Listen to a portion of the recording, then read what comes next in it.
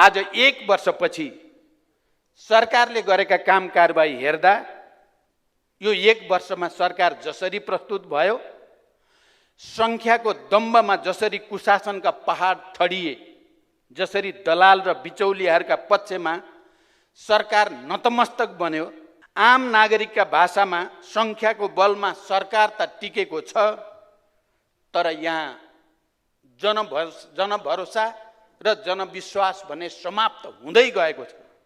राज्यको स्रोत र साधन दोहन गर्न पाइरहेका सीमित दलाल र बिचौलिया बाहेक तपाईहरुसँग अहिले को चाहिँ खुसी छ? भ्रष्टाचारीहरूलाई चोख्याइँदैछ, नागरिक संस्था र समूहमा आक्रोश र असन्तुष्टि छ, जनता झन् निराश बन्दै गएका छन्।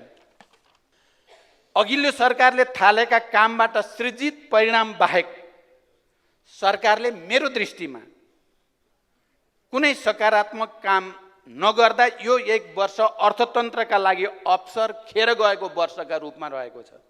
गम्भीर समीक्षा सहित सच्चिनका लागि कठोर निर्णय गर्नतिर नलाग्ने हो भने निकै ठुलो विस्फोटतिर देश जाने अवस्था छ मान्य सदस्यहरूलाई म स्पष्ट गर्न चाहन्छु।